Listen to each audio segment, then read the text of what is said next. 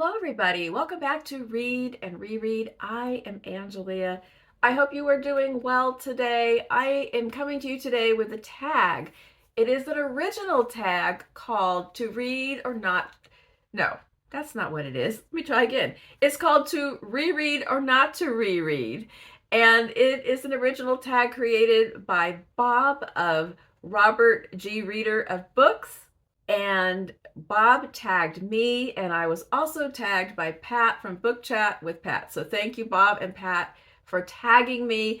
And how could I resist a prompt about rereading when rereading is cooked right into the title of my channel.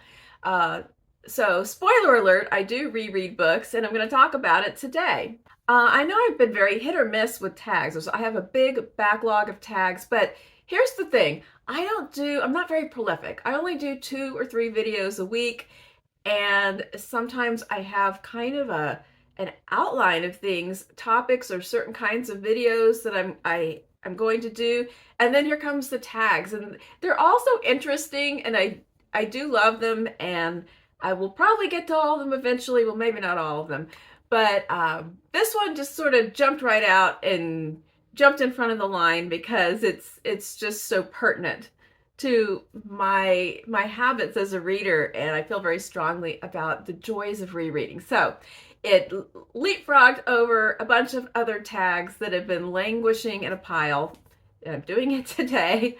So let's just get right into the prompts. Do you reread fiction? Why or why not? Yes, I do. The why is really interesting. Well, there's a few reasons. When you read a book again, almost inevitably, it hits differently. You go back and you think, am I going to feel the same way about this book as I did when I read it before? Sometimes when you read it before, it was fairly recently. I've reread books that I just read within that same year. I love them so much. I want to read it again because maybe I loved it so much that I feel like I went too fast. I'm kind of a fast reader. So sometimes the pace picks up. It's like when you get something really wonderful to eat and it's so good, and then you're just kind of sad because you ate it too fast, and you think, wait a minute, can I just go back and experience that again? And I feel like that with a lot of books. Other times it's a classic or something, maybe not exactly a classic, but I read it quite a long time ago, and I'm wondering how it's going to be this time around, because the book is, although the book is a static object, it's also dynamic because it's the interaction between the reader and the book. And I've changed. Even if it's just a few months later, a few weeks later, I'm not exactly the same as I was the last time I read that book. And something in my viewpoint may have changed. I may see details I missed before. There's a certain atmosphere. There's some books that are more comforting, and they kind of provide a reliable sensation when I read them again, and sometimes that's what I'm going for. But most of the time, what I really want is to see everything again. It's kind of like certain vacation places. Have you ever gone back to the same city or other kind of location multiple times because you love that place? And there's certain things you visit and do every time you go there, but then it's not exactly the same either. Maybe your interests have changed, and so some new things kind of come to light that didn't catch your eye before. Something you always wanted to do in that place, and you finally get to do it on your 3rd visit there. It's kind of like that with reading too. Your perspective has shifted. Maybe you're reading it with a different group of people, or it's a buddy read. Maybe things come to light because of the experiences in your life that you didn't think about before. Characters. I see characters really differently on rereads because of their proximity with me at what stage of life I'm at.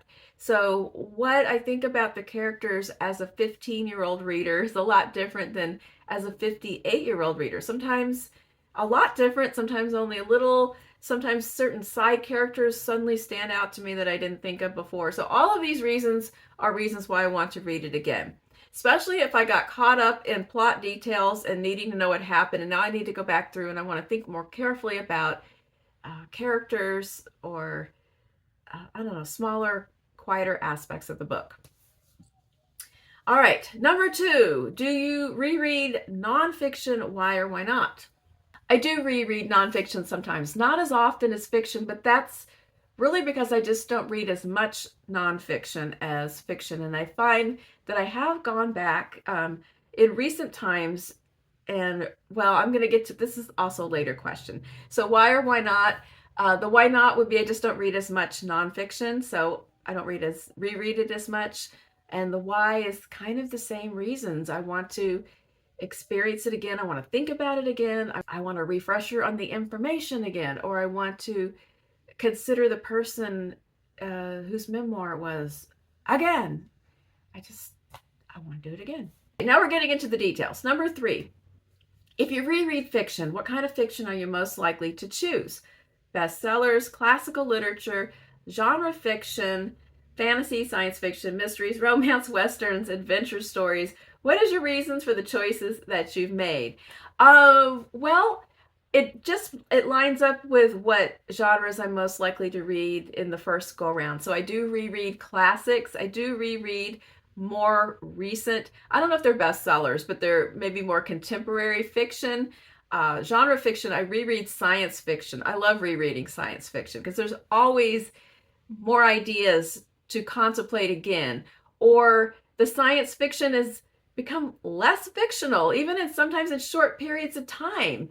And I think, oh my gosh, I need to think about that again. So the fiction books that I have reread the most times are, of course, Catcher in the Rye. You knew it had to come into play with the topic of this tag. Catcher in the Rye by Salinger. I've reread this a zillion times. Read it about once a year. I don't know if am I still finding new things? Yes, I find things that maybe I saw all of it before, but they emerge. It's like a shuffling set of cards, and another one comes to the front for me to think about.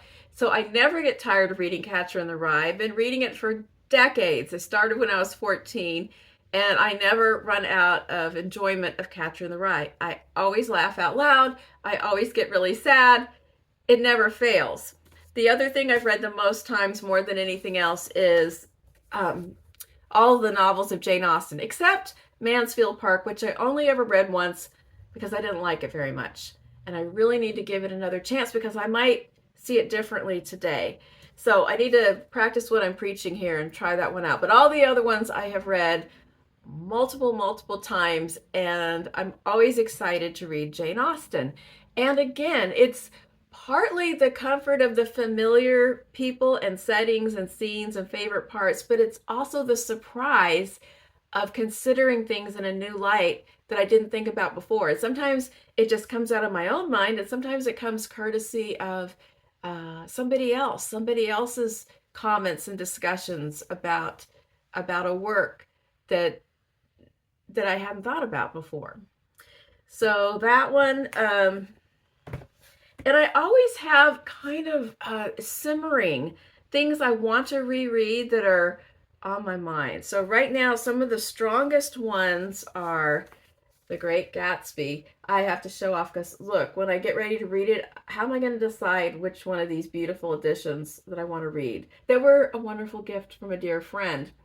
Another one I've already figured out how to fit it into my May TBR is A Month in the Country by J.L. Carr.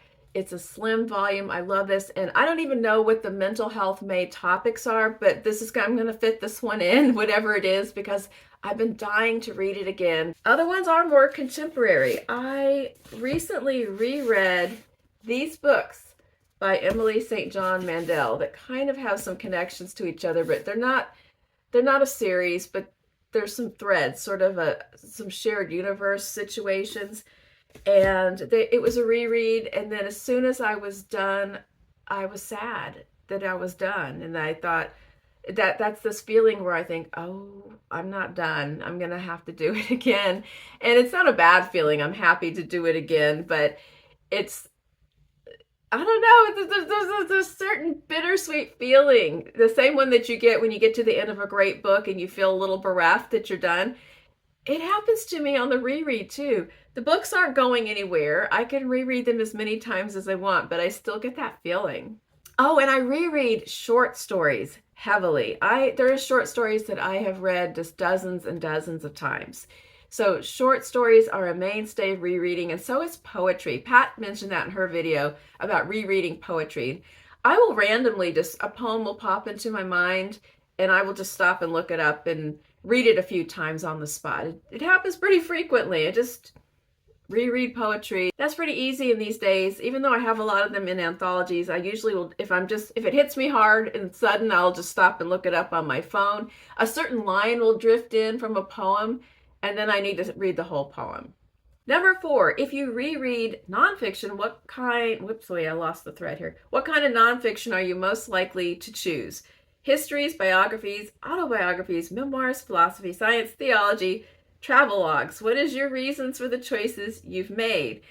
I find, I had to think about that one for a minute. I think that the ones that I'm most likely to reread are the memoirs, and I think that's probably related to my affinity for people and characters in books more than plots or information. That's the best I can come up with for that proclivity. A few that I've reread in the last year or two are Incidents in the Life of a Slave Girl by Harriet Jacobs, which I read as a graduate student and then reread, I think, last year. It's a really compelling, it's short, it's strong. It's about a woman who hides out for years after she runs away without going anywhere, basically. She's an enslaved woman, but she doesn't want to leave because she wants to remain near her children. And so she hides out in a couple of different locations for years, and with some help, and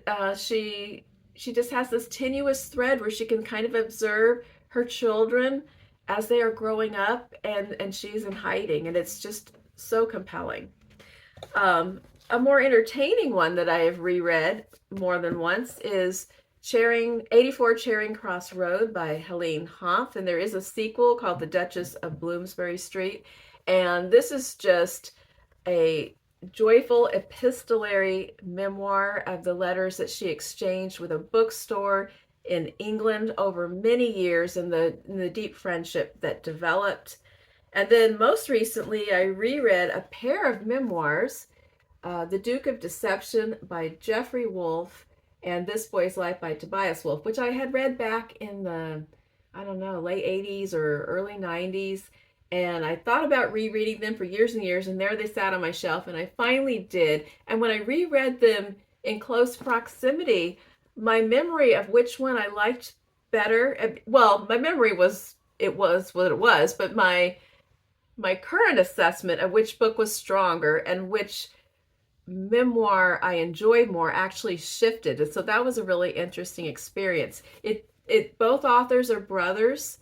No, both brothers are, yes, but both brothers are authors, and they both write about their childhood after their parents divorced, and each of them lived with opposite parents, and just the difficulties of their childhood, and they just have both had really unorthodox upbringings and flawed but fascinating parents. Number 5, if you've read a book which has been translated from another language, would you reread the same book in a newer or different translation? I think that's a really interesting question. And I guess the answer is it could go either way. If I have that book, I own that book on my shelf, I'm probably just going to pull that book and read that same one again. But if it's a book that maybe I don't own and I'm going to buy a copy or try to track it down at the library online somewhere, and I'm hearing about a newer translation that people are speaking highly of, maybe on BookTube, then I might seek out that new, fresher translation and read that one instead. So if I just have a choice, I have to obtain a copy, I'm probably going to look for a recommended translation. But if I just happen to want to read something and I already have it, I'm probably just going to go with what's at hand. Number 6, how many times would you reread the same book? Well, apparently the limit does not exist, except from the confines of how long a human can live. So yeah, the answer is there is no answer. I have no idea because I haven't reached the limit. Number 7, what is the most recent book that you have reread? The most recent thing I reread was Much Ado About Nothing by William Shakespeare, which was the selection a month or two ago in the Bardroom Project from Melinda's channel, Web of Stories, where we are reading or rereading Shakespeare progressively, one work a month. And some of them I read before and some of them haven't. And that one was a reread. And I do have a reread coming up, though, this week that I'm really looking forward to, which is The Tale of Despereaux by Kate D. Camillo. And this is going to be a buddy read with my friend Michael. We're going to start it. We're both trying to finish up a few almost finished books, and then we're going to start this one.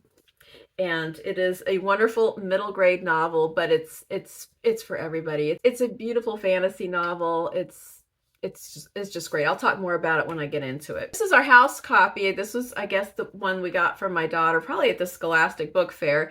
I read it with students when I was a children's librarian, and then I read it with Emma when she was young, and it was a family favorite in our family story time. And I'm really excited to read it again, just for me as an adult with a friend. So this is going to be great. All right. And the last one is to tag some friends. And I did not research in advance who has already been tagged. So here's my pitch. If you like this topic and you like to reread, I love to hear about other people's rereading habits. But I also really challenge you, if you have a channel and you are not really a rereader, it's just not part of your thing, I challenge you to also do this tag, because I want to hear about why you don't like to reread. I think I'm just really interested in that. So, and if you have no channel at all, please answer any or all the questions down below. Throw in your 2 cents, please. And I appreciate all of your comments, likings, and subscribings. And thank you again, Pat and Bob, for challenging me with this tag. Have a wonderful day.